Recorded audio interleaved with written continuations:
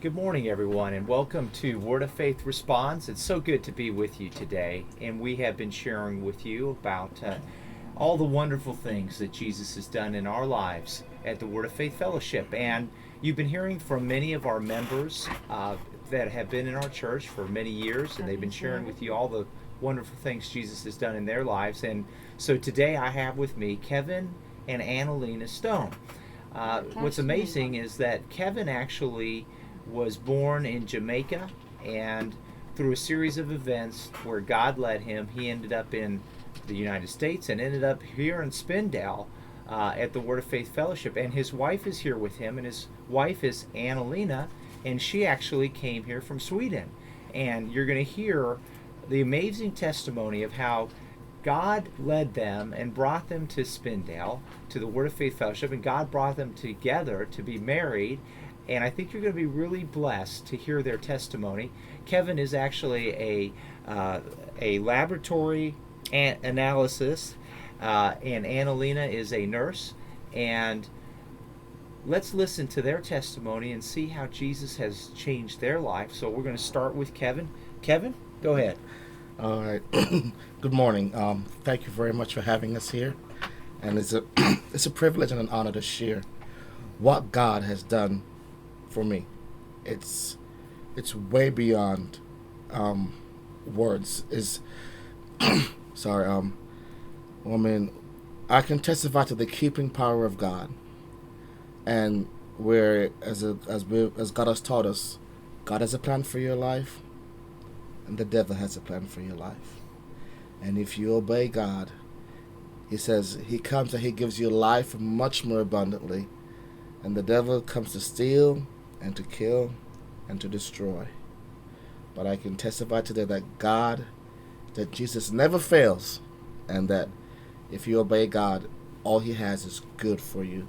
And as he said, I'm Kevin Stone. This is my wonderful wife, Annalena Stone from Sweden. We have a wonderful daughter, Anne Marie Stone, 10 years old, and she's in 5th grade. Very happy little girl. And as Mark said, I was born in Jamaica, 1970, and even before birth, the devil had a plan to destroy my life. My mom was only 25 weeks pregnant when I was born, and they did not expect me to live. When she had me, she left me at the hospital for a whole month. She just left me because she said she didn't want to be attached, as she would say back then, to this thing.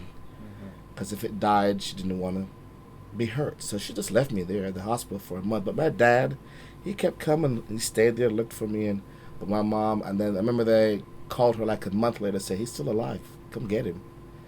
But I remember, well, she told me later on that they said I would have all these developmental delays, mental retardation. They gave her, because I had a lot of complications. I was 4 months in the ICU. So they had all these. They told her all the bad that was going to happen to me. So I remember she told me, like, after 6 weeks in the incubator, I would still weigh less than 2 pounds. So, but if you see me now, you will not be able to tell. But growing up, I was very I was a thin, small, sickly boy, and I remember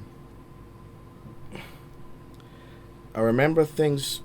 Oh yes, and another thing, when I was 3 years old. Well, I always had this memory of being in a fire, but never remember what happened.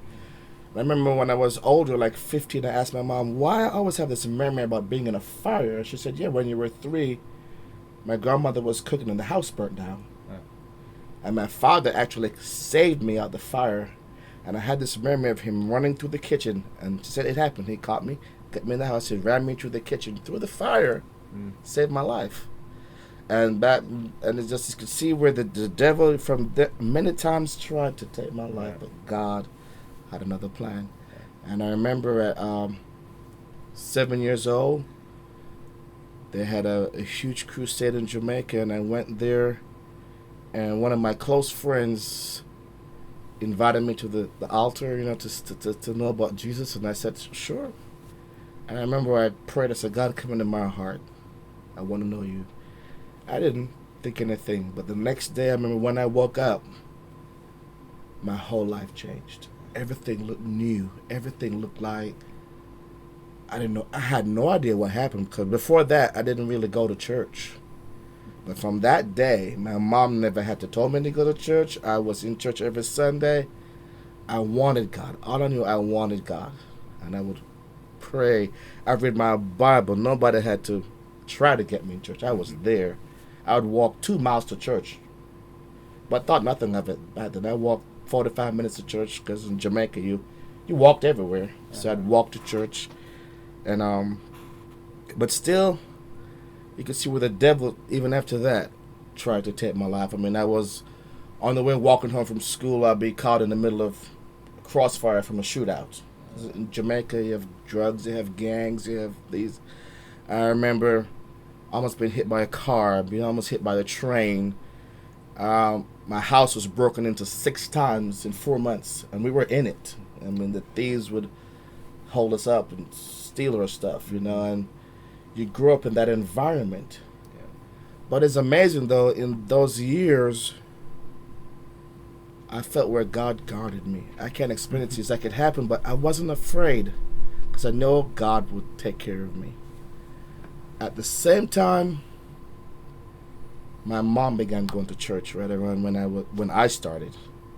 Then my 2 older brothers, it was 5 boys of us. My mom had 5 boys, and she was very strict. I mean, strict. So that's the only thing she knew.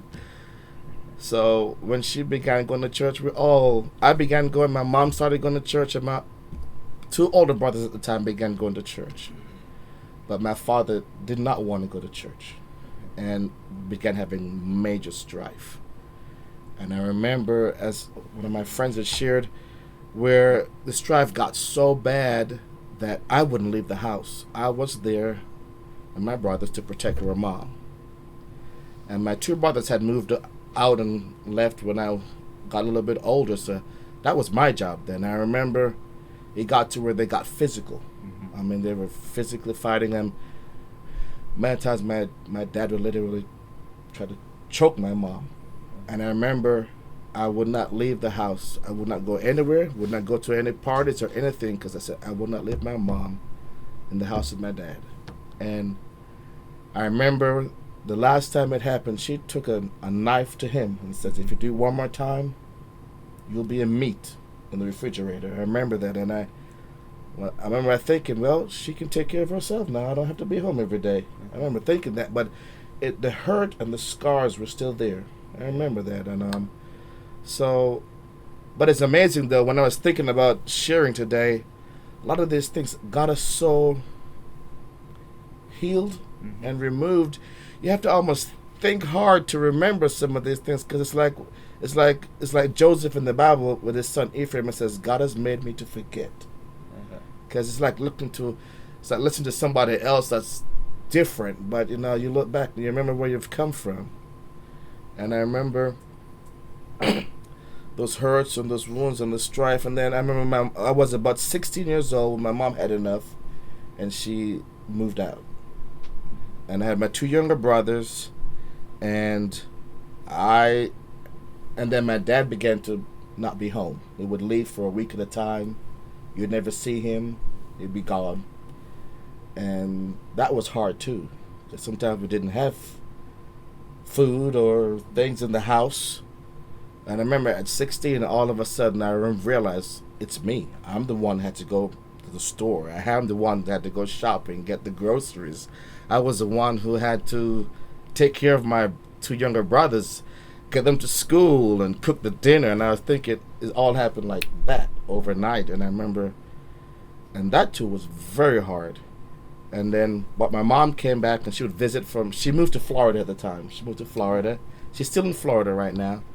And she would come back and forth to check on us. But that was a hard time. I had to grow up overnight. But then I remember I was 17 years old. My mom asked me, what do you want to do when you pass 18, when you finish high school. And I remember it came up out of my heart, I want to go to New York. And I did not know why I said that, because I didn't know anybody in New York. I knew I had some family there, but that was it. But I remember thinking, why did I say New York? And I remember I was so scared too. I'm like, I don't know anything about New York. I'm a little Jamaican guy, and I remembered I said New York. And to back it up too, I remember I said earlier where the assignment at me was, they said I was going to be all retarded and all these things. And I remember around 15 years old, I began having problems remembering and sleeping, and we had like a glass door and I'd walk right into it and stuff. I had some problems. I remember my mom at the time began going to church, and she had some church friends over. And she said, we're going to pray for you. I remember my mom prayed for me. She was always a praying woman, and her church friends prayed for me. And everything broke that night, I remember. Because when I graduated high school, I had the highest grade back then we had A-levels. We don't have A-levels here. Uh-huh. In my A-level chemistry in the whole school and the whole region. I was at the top, one of the top students in the whole region. They had gave a whole speech about me and a little award and all these things. But I thought nothing of it, because I knew God did it. Because the devil was saying he was going to be retarded and all these things, but God had another plan for me. Yeah. But I remember then when my mom, she asked me where I want to go for when I got older, and I said New York. And eventually, but first we tried Florida, because we said New York was too big of a jump just to go to New York. Mm-hmm. And I was in Florida we tried Canada first. I went to Canada with my oldest brother. He lived there now. And I remember in Canada for 6 weeks, it was way too cold from Jamaica, and I did not like it. And I remember we were going down the highway at 105 miles an hour, and somebody hit him. And I remember everything in slow motion. And I'm thinking, God save me. And we were coming on an off ramp, and a car hit him on the side. And I remember looking at the speedometer. We're going 105 miles an hour, and Jesus helped me, and He saved my life. Nothing happened to me. The car was totaled, but nothing happened to me. And then Then after that, I went to Florida because it's a little bit warmer. But I hated Florida. I hated Florida. And then Miss Mom said, "All right, we will send you to New York." But in the meantime, with all that, even when I was younger, go back again, I always wanted God. I would cry to God. I would go to school. I would tell all my friends about Jesus. You got to know Jesus. At lunchtime in school, I would have devotions outside. And I would draw big crowds of people because I wanted Jesus. But one thing that always tormented me was my mind. Because I grew up around a lot of, my grandmother, my father's mom, owned a bar. Mm-hmm. She owned a bar, and my father had that scene all around all the time, the people drinking. But my father never drank, and I hated it. Mm-hmm. And so I never drank. But we grew up in that scene, so all that sexual sins was always there. And the pornography, and that was one thing that I would have to fight. I remember as a child, it would just be and when a bunch of guys would get together, that was all they would talk about, So it was always there. And I remember as a child, I went to a minister, and I asked him. I says, "This is not right." I said, "What do you help me with this?" And that minister told me it was okay. The sexual sins and the thoughts of your mind. And I remember that crushed me, because I know the Bible said it was not. And I remember, but the years passed, and even when I went to New York, it was so. I knew one thing all my life too, that you can hear, anybody can hear still hear the voice of God and obey. Just like I heard the voice of God that God said go to New York, I knew God spoke to me. I felt like Abraham that left all his family, and that was a hard thing because I have my brothers and I were close, and we all kind of band together to help each other with the family situation, and we all kind of were close. So for me to move away was hard, but I knew God said. And we kept in touch, and we talked, and we would visit back and forth. But so when I moved to New York, I stayed with my aunt for a while. I found I have an aunt there, and I stayed with her, but it wasn't working out. So I had to move to Brooklyn. So I was in Brooklyn for a while. I worked at a shoe store selling shoes, and right where I sold shoes was right in the middle of a Jamaican drug area. So you come to work every morning, you see yellow tape, and where they drew the lines where the bodies were, and you'd be shootouts, and it was bad. And it was there in Brooklyn where a yellow cab, a guy that was selling drugs thought I was somebody else, and he tried to kill me.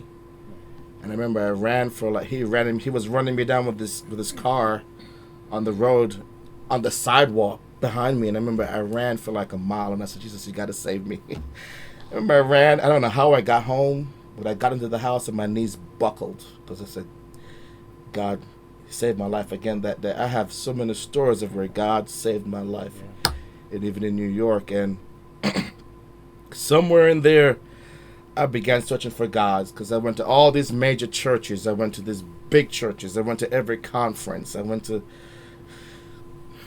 But nowhere did anybody help me. I wanted God, but nobody could help me. And my friends would say to me, and I wouldn't fit in with even those churches because they would say, "You're so intense. You're so intense. You're so." But I says, if the Bible says this is it, don't do it. And you can't live one way at church and have another life at home. And I hated that, So I remember I was walking in Central Park West, and I was praying, and I heard God say, "Go to church." I remember thinking, where can I go? It's 8:45 Wednesday night, November 26, 1989. I remember the time and the date. I remember I walked across the street, and there was a Universalist church, like a Catholic church, and I looked through the window, and people were raising their hands, and I'm thinking, Catholics don't do this. So I walked right inside, and a very good friend of mine, friend of mine, Lee, was preaching. And I walked in there, and I remember I felt I am home. I felt so peaceful. So you had never been there before. Never. You don't didn't know nothing. Didn't know nothing about these people. You just walked just into this walked church. in off the street, and I looked pretty bad then too. I mean, if you saw a picture of me back then, you would never recognize me, because on my red, green, and gold, and Jamaican this and here.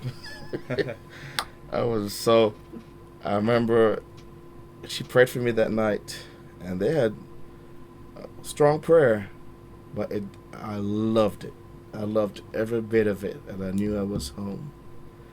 But at the same time, though, I was still going to other churches. I remember I was going to church with Lee, but I was still going to other churches, and I was still living in Brooklyn. And I was in Manhattan visiting my aunt one night, and in Brooklyn where I lived was some other Jamaicans in Brooklyn I lived with, and they were very heavily involved in witchcraft. I would say that they were very involved in the island stuff and the stuff that God has taken me out of, and they were very involved. And at the time, I didn't know the difference, So I got a phone call from them. She said I had to come home in Brooklyn, and I said, why? And they said, well, if you don't come home right now, you can't come home anymore, because they were doing all kind of rituals and sacrifices, and I want to go into the details, but it was pretty high level major. And they wanted you to be a part of They this? made me a part of it and had to wear a certain type of clothing. They were doing like sacrifices and the whole thing. And high level, I would say voodoo stuff. And I remember I was sitting in my aunt's apartment, and at the time I had nowhere to live, so I was living in Brooklyn with them. And I remember I said to her, I mean that's not the landmark that. I mean, I said to her, "You will never see me again." I said it to and they were like an extended family that I lived with. I said, "You will never see me again. I will never even be in that house. I will never go back to live in Brooklyn." And they could not believe it. I literally slept on my aunt's couch.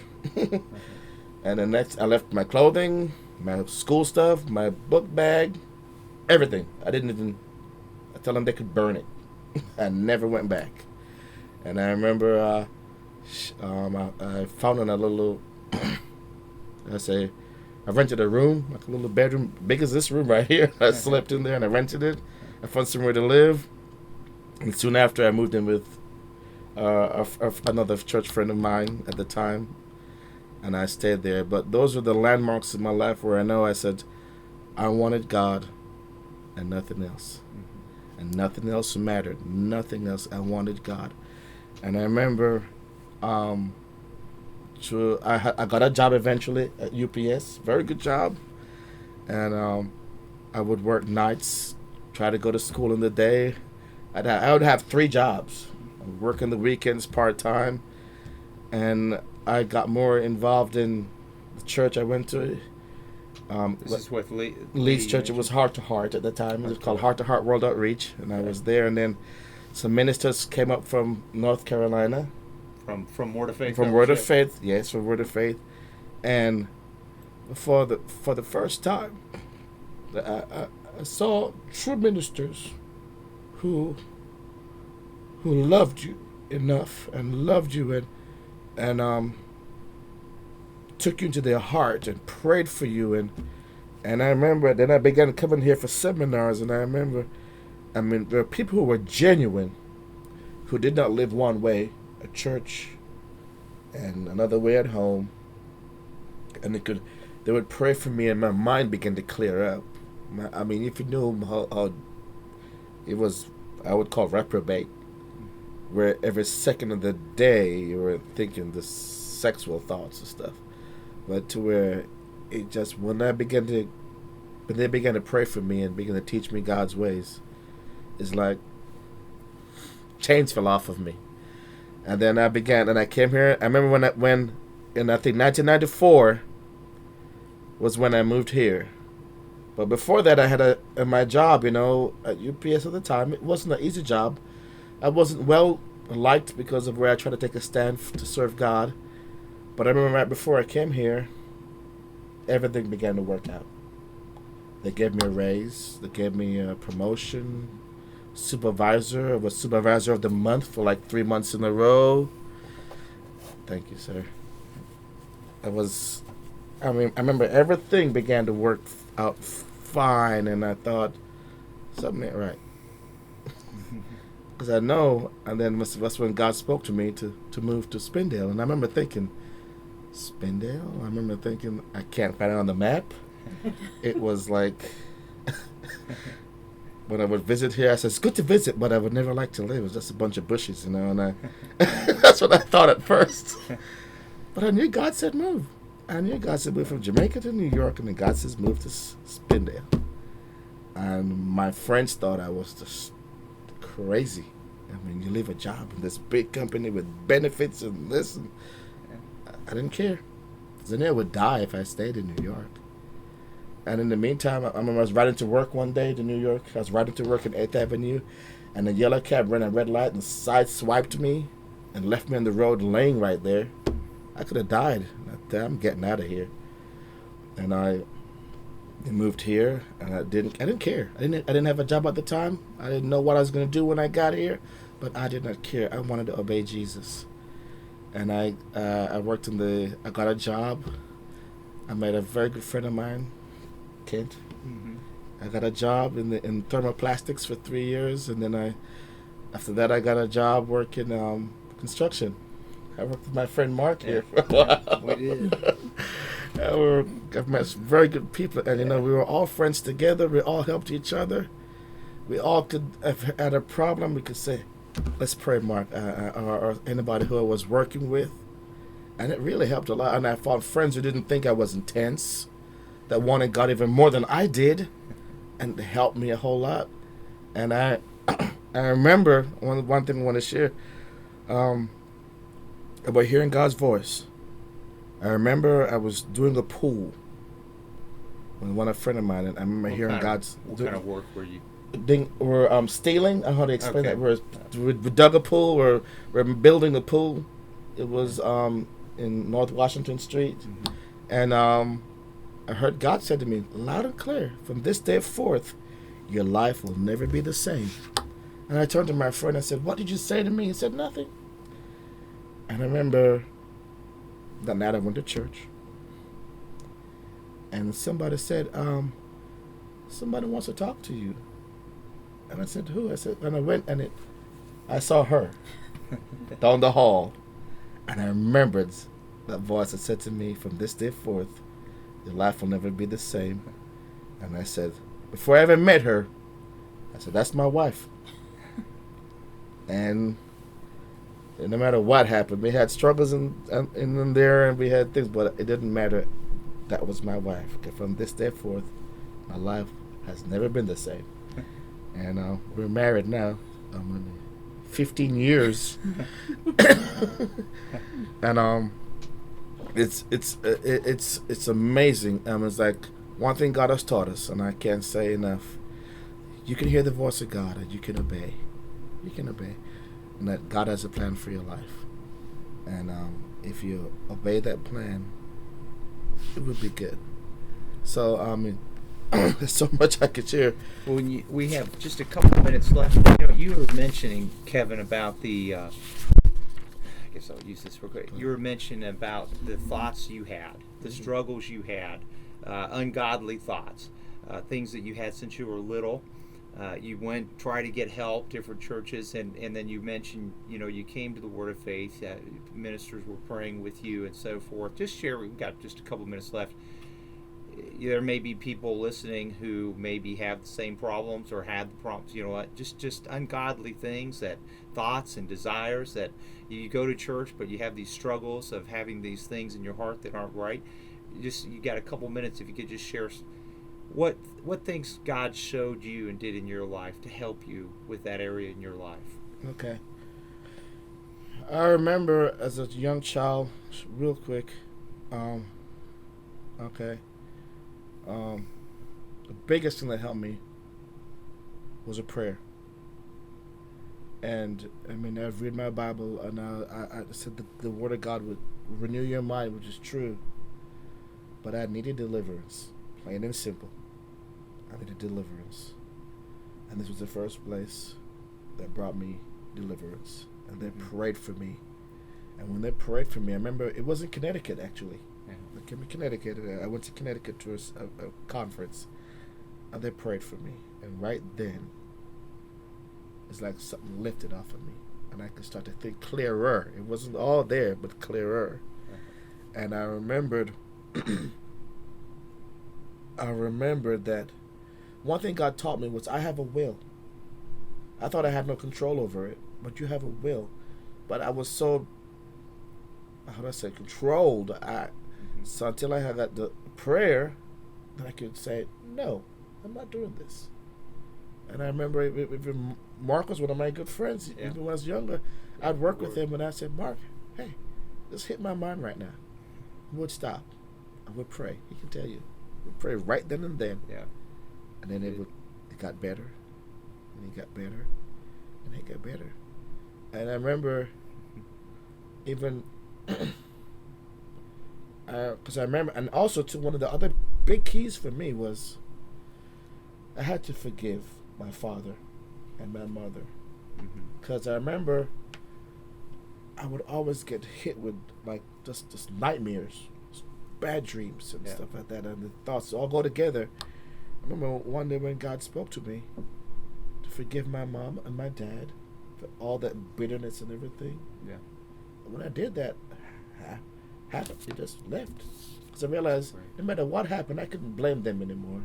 Yeah. I couldn't blame them for what happened to me. I could not blame them for nothing in life. And I mean, and I remember I was about 7 years old when says my father was in adultery, and I caught him, Okay. and I remember that crushed me, and I had to go back and God said, "You forgive him." And when I did that too, a lot of it just melted away. That's great. And thank you so much, Kevin, for sharing that. That was just a powerful testimony, and we are out of time, and we got to wrap it up here. But what an amazing testimony that you're in this. You're walking in the streets of New York. God says, "Go to church," and there's this church, and you just walk in. You were praying for the right church, and then, of course, you share this church. They knew Sam and Jane and the Word of Faith here in Spindale. And they sent a group there to your church, and that's how you met them. And it's an amazing testimony how God brought you to this place all the way from Jamaica via New York. Yes. And you're right. God has a plan. God has a plan for your life, and God has a plan for all our lives. We are out of time, but we want to thank you again for listening to us. So we've been here Mondays, Wednesdays, and Fridays, 8:30 to 9. So we hope that you would continue to join us. Thanks.